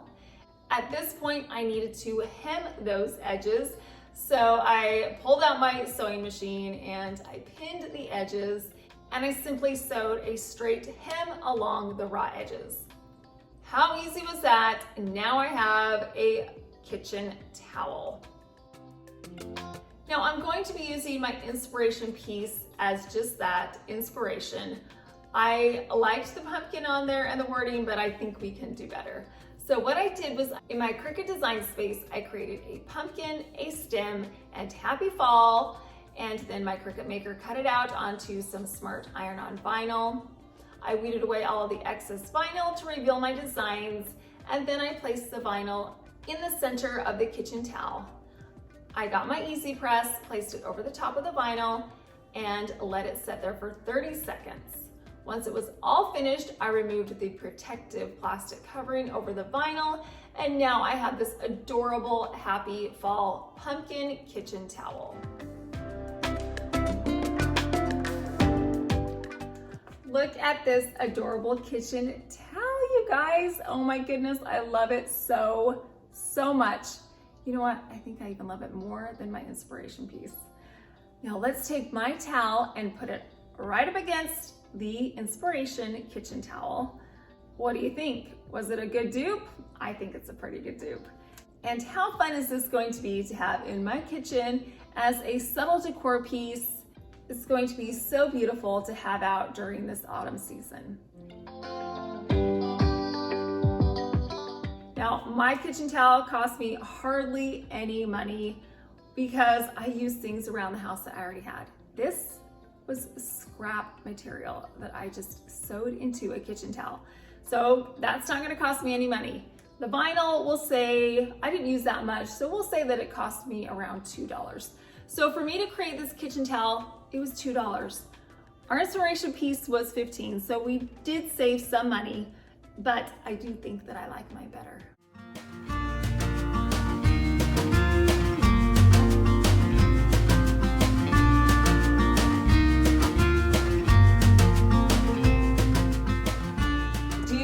See pieces of home decor while you're out shopping that you think, I love that, and then you pick it up and you look at the price and you're like, I do not love that, and you put it back. Take for instance this white vase with the gold roses around the neck. I found it on the Hor Chow website. I thought it was gorgeous, and then I looked at the price and I changed my mind, but I thought, you know, I bet you that I could recreate it. So I hit up my thrift store and tried to find a dupe vase that was similar to my inspiration. I found one and it was only $7.99. Now the problem with this vase was the color. It had some black and blue stripes. It was a little midnight murky with a touch of rusty orange spots that were randomly strewn about. So I was not a #1 fan of the color selection, but that is an easy fix. So what I did was I got some white gloss Rustoleum spray paint, and I took my vase outside and I began to spray paint it. I sprayed the base thoroughly in the white paint. I got underneath the lip of the vase, all around the back, and inside the opening. I made sure it was completely covered in the spray paint, and then I let it dry for 1 hour. I returned for the second coat of spray paint, and I repeated the process by spray painting the base thoroughly until it was 100% completely white and you couldn't see any original color showing through. And then I let it dry overnight. One of the dilemmas that I had was I didn't want to do anything permanent to this vase because I can use this white vase in so many different projects. I could put some flowers in it. I could put some ribbons around it to theme it for different seasons and holidays. So I wanted to do something that was semi-permanent. My solution was to get some Dollar Tree roses and spray paint them gold. I took my roses and I pulled them off the stem until I had 10 roses. Then I got 2 foam plates and several skewers. I flipped those foam plates upside down. I snapped the wooden skewers in half and I pushed the sharp end into the bottom of the roses, then poked the bottom of the skewer into the foam plates. This way they could stand upright and wouldn't tip over, so I could paint around each rose. The paint I'm using is that Bright Coat Gold Rustoleum spray paint. I sprayed around each one of the roses. I got inside the petals really well, so every part of the rose was covered in the paint. Because the roses are on the skewer, I was able to rotate them easily so I could get around the entire rose. I continued to spray each rose until they were a gilded gold color, and then I let them dry for 1 hour. To attach my roses to the neck of the vase, I'm going to be making almost like a collar or like a necklace. I got a piece of Velcro and I wrapped it around the neck of the vase until I got the length that I needed. Then I got a pair of sewing scissors and cut it to size. I removed this sticky protective layer over the top of the Velcro. Then I took my first rose, I got some hot glue and added a dab to the bottom of the rose and placed it on the Velcro. Between the hot glue and the Velcro, these roses are gonna stick doubly well. I just continued to hot glue each one of the roses onto the Velcro. I tried my very best to have my roses look similar to the inspiration piece, so I layered them on top of each other. Once each of my roses had been hot glued to the Velcro, I wrapped my collar around the neck of the vase.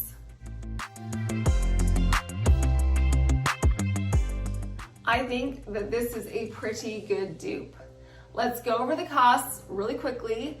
The thrifted vase was $7.99.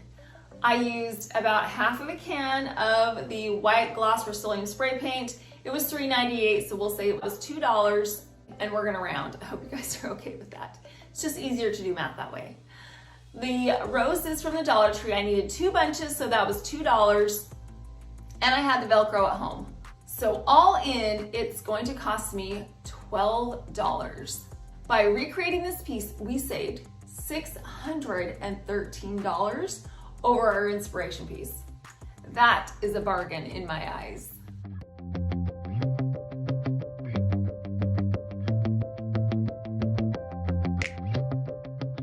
I've had my eye on this frosted candle holder for quite some time now. I found it on the Wayfair website. It was $47. Would you pay $47 for this? Well, I wasn't going to, so I thought I could make it myself, and I'm going to do it with a Dollar Tree votive candle holder. The size of the inspiration votive candle holder and the Dollar Tree candle holder is right on target. In fact, mine is an inch larger. What I'm going to do to get the frosted look on my votive candle holder is I'm going to get some Krylon frosted glass spray paint. I took my votive candle holder outside. I sprayed the paint on the inside only. That way I get the frosty effect on the outside of the vase. After I had the opaque frosted look that matched my inspiration piece, I let it dry for 20 minutes. It actually dries really quick, so I didn't have to wait very long. And then the second step was to get some blue painter's tape and some copy paper, and I taped off the top portion and left a section on the bottom to paint it gold. I'm using some Gold Coat Rustoleum spray paint. I sprayed around the edges and on the bottom until this area was completely saturated in the gold paint. I let this coat dry for 20 minutes before doing the second coat. Again, I sprayed around the edges and on the bottom until the area was completely saturated in the gold paint, and then I let it dry for 1 hour. I removed the blue painter's tape and the copy paper from the upper portion of the vase, and it revealed a fantastically frosty upper portion, a sharp line between the frosted portion and the fully saturated gold lower portion. This piece was so easy to make, and there are so many things that you could do with these. You could line them up as a centerpiece on a dining table. You could add a grouping to a fireplace mantle, and it would give a beautiful muted glow to your space. I added a battery operated candle to the inside of mine, and I love the way that it glows. Let's quickly go over the cost breakdown of this dupe. Our inspiration piece was $47. I spent $1 on the candle holder. I used about 1/3 of the can of the frosted glass spray paint, so let's say that's about $2. And I used about 1/3 of a can of the gold spray paint, so let's say that's another $2. So all in, this, for me, was $5. That's a savings of $42 on one single candle holder. I am happy with the way this dupe turned out, and of course, how much money we saved.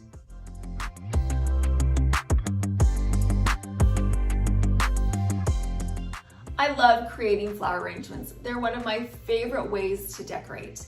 They bring a freshness and a vibrance to a room that you can't achieve any other way. I saw this beautiful flower arrangement on the Horchow website that was bright and cheerful, and I just loved it. I wanted to recreate it, especially after I saw the price of $375. Once again, that's just far too much for me to pay. So let's try and figure out how to make it for less. I found the container at Ross for $5.99. This container mimics the container of my inspiration piece so well, and I can definitely get behind the price of $5.99. To the inside of my container, I'm going to add my flowers, but first we've got to get that tape out and make those grids. So I have 2 lines going from left to right and 1 down the center. Then I got my flowers. These flowers are from the Dollar Tree and they're from Michael's.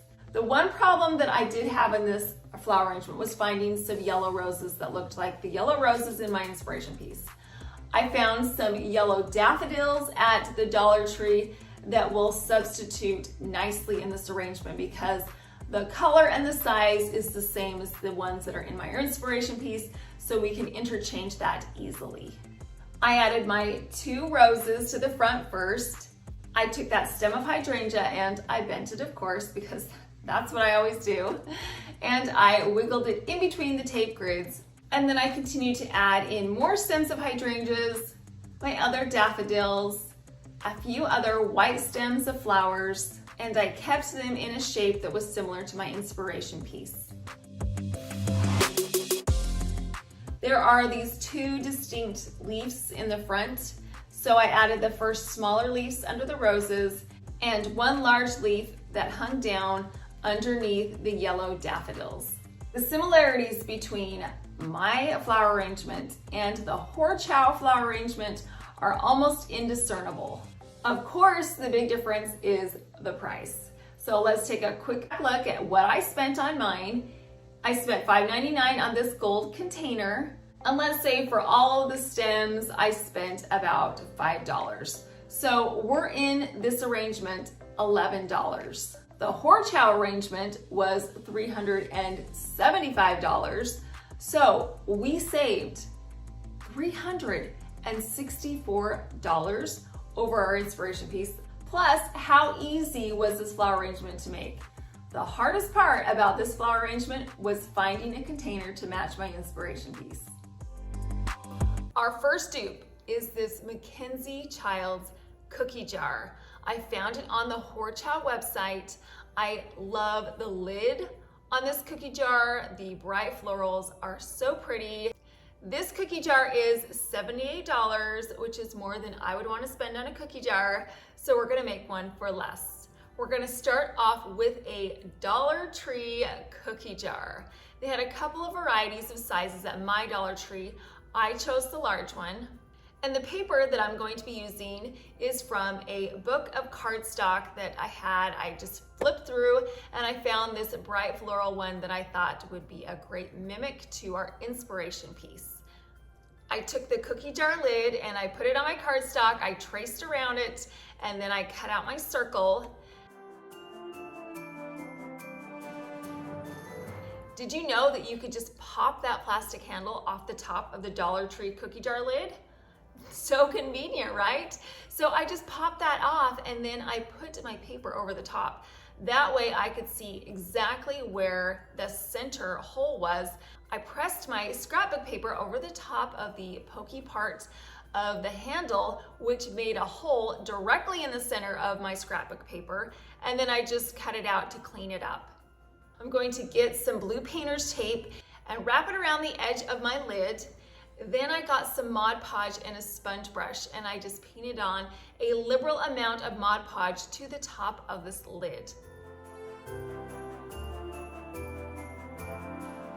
Then I took my scrapbook paper and I placed it over the top of the Mod Podge. I got a kitchen scraper and I pressed the paper and the lid firmly together. Doing this will get any air bubbles that might be trapped under the paper. That way the scrapbook paper will lay flat. Once this was completed, I let it dry for 30 minutes. Then I came back and I did a top layer of Mod Podge. I spread a liberal amount of this Mod Podge all over the surface of the paper, and then I let it dry for 3 hours.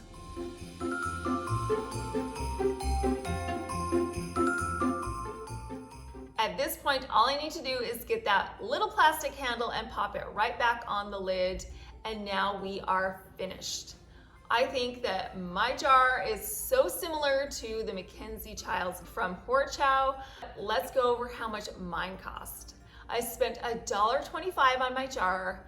We will say that the scrapbook paper was 50 cents and that the Mod Podge was 25 cents. So in total, I spent $2 to create my jar. I'm going to fill my jar up with some soaps and some lotions. You could use some hair ties, some brushes, fingernail polish. Isn't this a fun container that you can just fill up any way possible? You could put cookies in it, of course, but any lover of pretty things would be thrilled with this jar. I found our next inspiration piece on Etsy. It is this monogrammed Christmas tray. I love the laurel wreath around the monogram center, and lucky for me, I found an almost identical tray at my thrift store, and it was only $3.99. I'm going to be creating my monogram on some white, smart, removable vinyl. Once my design was cut, I actually weeded away the design itself because we're going to be creating a stencil. I took some transfer tape, I placed it over the top of my vinyl. I pulled the backing away from the vinyl, and then I put my design in the center of my tray. I got my scraper tool and I pressed the vinyl firmly to the tray because we want to make sure that the edges of this detail is sealed tightly to the tray.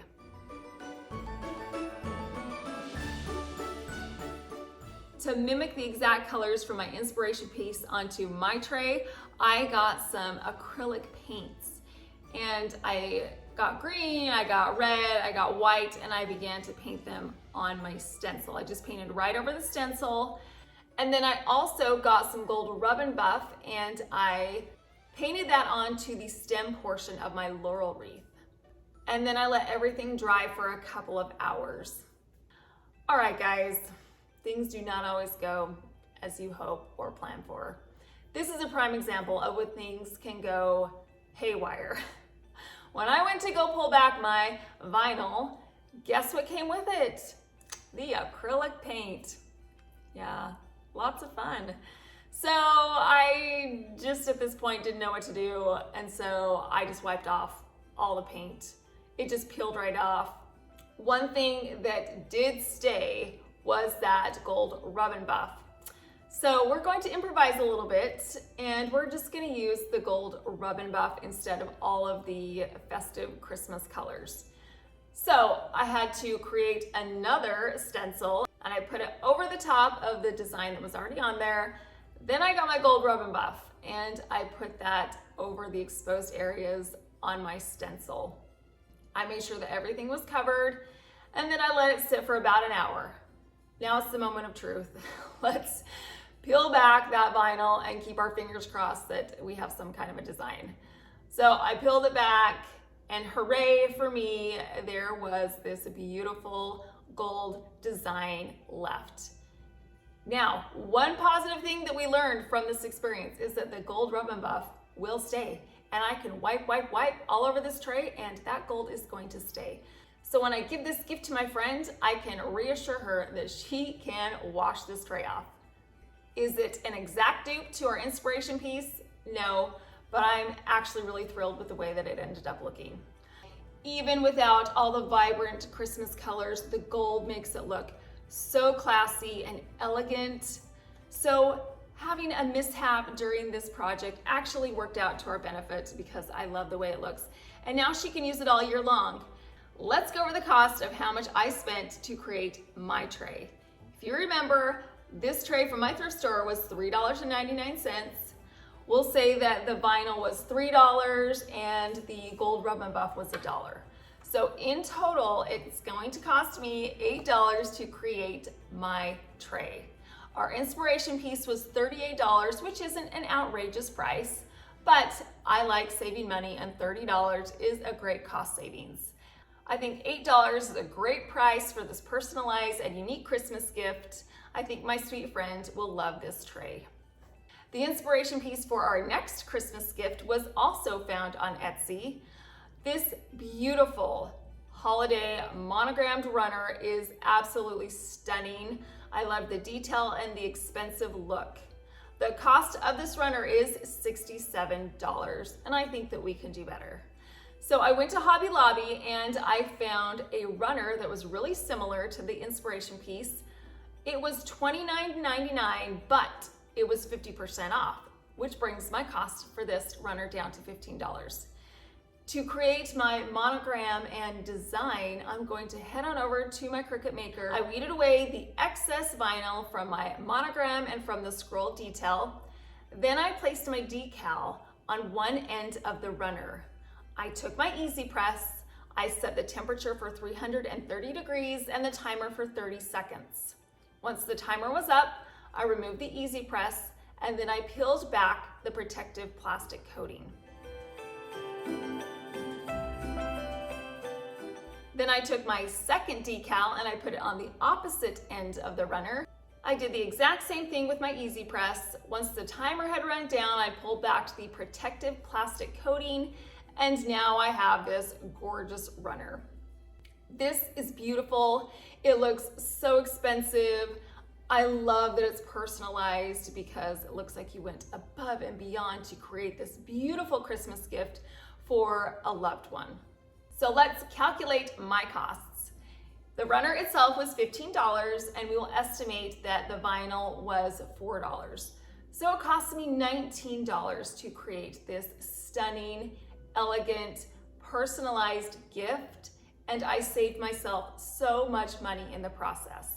This next dupe is so cute and easy to make. Now I love memorabilia ornaments, something that commemorates that specific Christmas, that specific year.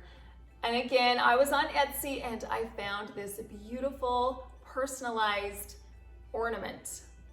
It had an initial and the year, and I really wanted to recreate this, especially since this ornament and topper is $51 and I don't want to spend that. So instead, I went on a little shopping trip to Ross and I found a very beautiful ornament, and it was only $4.99.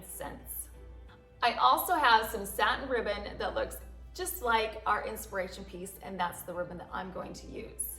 To create my year and my monogram, I'm going to head back over to my Cricut Maker. I pulled the excess vinyl away from my V, and then I pulled the excess vinyl away from my 2022. Then I put the V on one end of the satin ribbon. I heated my Easy Press to 330 degrees and set the timer for 30 seconds. Then I put my Easy Press over my vinyl, and once the timer was up, I pulled back that plastic covering, and then I did the exact same thing on my 2022. I put that Easy Press over the top, let it run down for 30 seconds, remove the plastic covering, and now I have my gorgeous V and 2022 customized ribbon. Here's a little tip to keep your ribbon from fraying. I mean, we went to all this work to create a beautiful ribbon. We do not want those cut edges to fray. So what I'm gonna do is take just a teeny little bit of Mod Podge and I'm going to paint it on the end of the ribbon. This will seal that ribbon right up and it will not fray. So now I'm just gonna take my ribbon and I'm going to tie it around the top of my ornament, just like our inspiration piece. They look so similar. So let's calculate how much it cost me to create this beautiful customized ornament. The ornament itself was $4.99. The ribbon we'll say was 50 cents, and the vinyl we'll say was 50 cents as well. So in total, it cost me $6 to create this beautiful ornament. We saved ourselves so much money, and we created a yearly memorabilia ornament without breaking the bank. Now that all of our gifts are created, we need to wrap them up beautifully. And I want to do it in some gorgeous ribbon. So I found this beautiful ribbon on the Wayfair website. It had these deer heads on them. They were sparkly and pretty.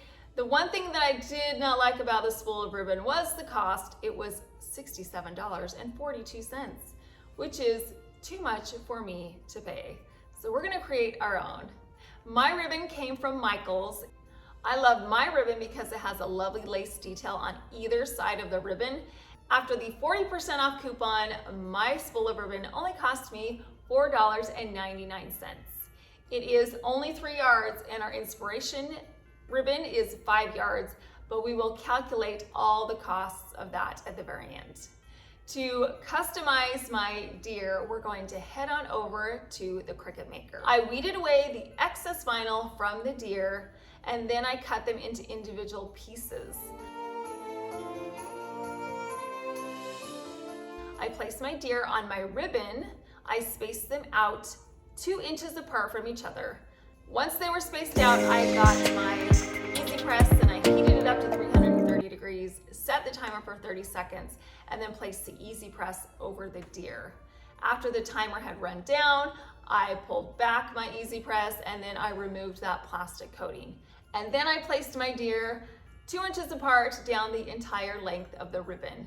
I fused it together with that Easy Press and it ended up beautifully.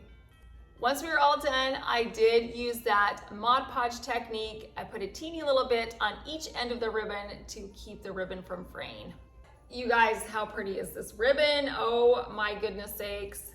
I love it. You could just go crazy with all the designs that you wanted to make.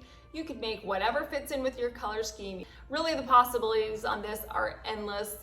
So what I'm going to do with my ribbon is I'm going to wrap it around a beautiful box and it's going to be a stunning addition to my gift giving. Let's break down the cost of how much it cost me to create my ribbon. As you saw, it was $4.99 for my spool of 3 yards. We will estimate that the vinyl was $2, so for a total of $7, I was able to create this gorgeous custom ribbon. Now our inspiration ribbon was $67.42, which is a lot more than we wanted to spend. So by creating this ourselves, I think we did an amazing job imitating our inspiration piece, and what a classy way to wrap up your Christmas gifts. One of the flowers that I love to work with the most are orchids. They are so classy and they fit in with so many different styles and tastes and seasons. The only drawback to orchids is that they can be really pricey. Take for instance this arrangement that I found at Horchow on the website. It was $450 for 2 stems. That's gonna be a no from me. So I thought I would use it as an inspiration piece so I could make this orchid arrangement. Now I knew that the most difficult part of this arrangement was going to be finding a similar container to my inspiration piece. So I hit up my local thrift store and I found 2 separate pieces. The first piece is a candlestick. It is the perfect size and shape. It's really heavy and it's going to be a great base for my container. The best part is that it was only $2.99.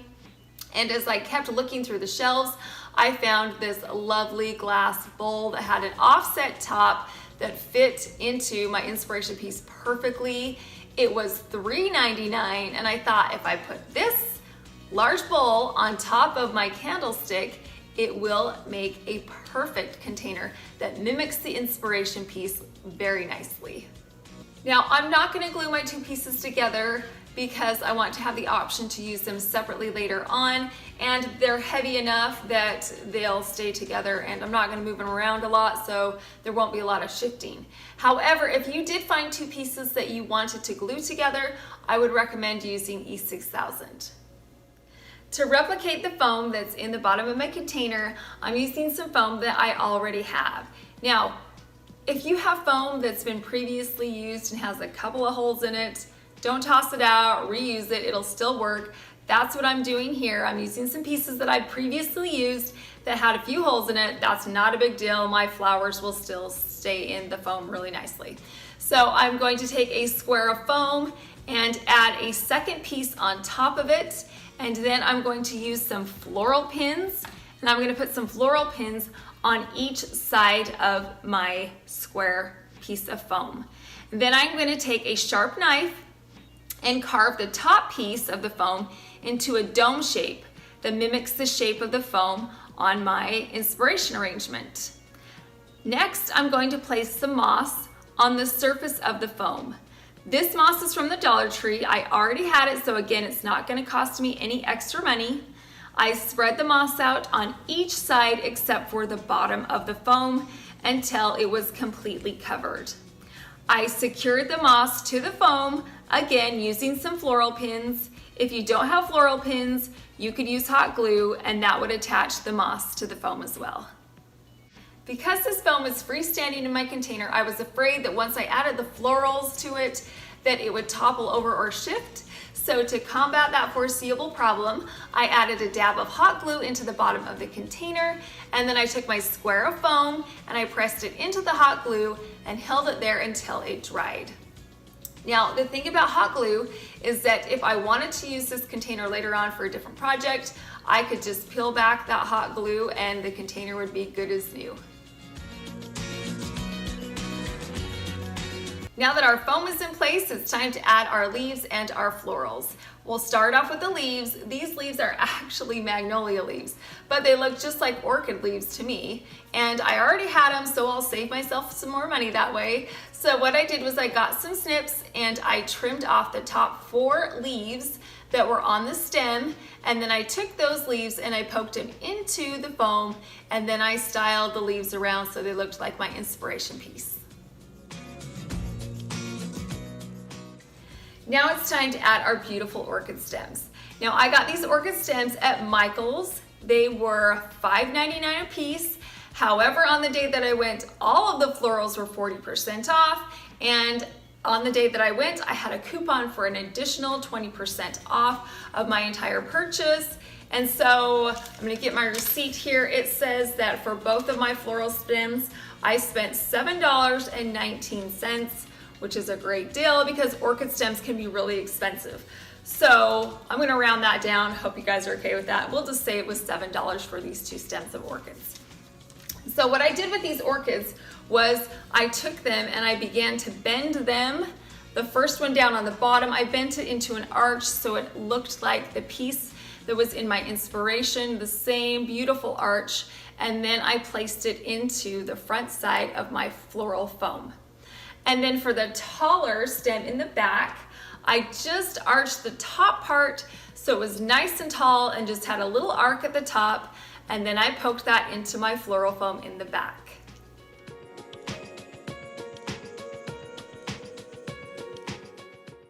Now I have to say it was really nice to have an inspiration piece to duplicate because I knew exactly where to put my floral stems, I knew exactly how to curve them, I knew the exact number of leaves that I needed. So if you have seen a flower arrangement that's way out of your price range, but you really want it, then just take it and use it as your inspiration piece. Now I knew that the trickiest part to this arrangement was going to be these sticks. My inspiration piece, the sticks were acrylic.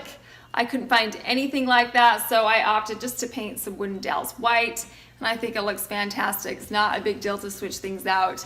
So luckily I had these wooden dowels at home. I just found them in my craft stash, and I got them out and I decided that they needed to be painted. So I took them outside and I poked them into some of this foam. This is gonna be great because it's gonna hold my wooden dowels upright. So when I spray paint them, I can get around the entire wooden dowel and it's not gonna rub against the ground or have any smudging. So if you have a piece of foam, this is a great way to get an even coat on your dowels. So I spray painted it with some chalk paint that I got at Walmart.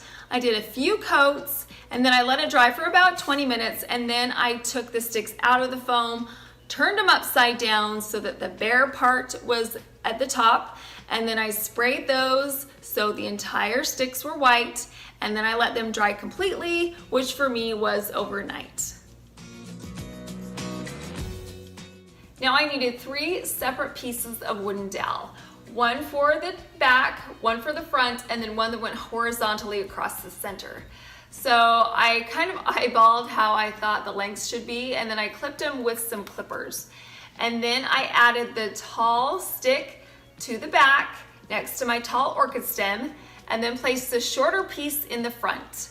Next, I took the second wooden dowel and held it in front of the arrangement until I got a length that was about right, and then clipped it to size. To attach my dowels together, I'm using some thin white ribbon. Now, I just took a segment of this ribbon, it was about 3 to 4 inches, and then I held it around the 2 pieces of the dowel, and then I tied the ribbon in a knot and then wrapped the ribbon tightly around the 2 pieces of dowel. When I got to the end of the ribbon, I tied it into a knot to secure it together, and then I cut off the excess ribbon. Now, I replicated this process down on the lower one. I took my segment of ribbon, I tied it around the dowel into a knot, wrapped it around a couple times, tied it in a knot to secure it when I was finished, and then snipped off the excess ribbon.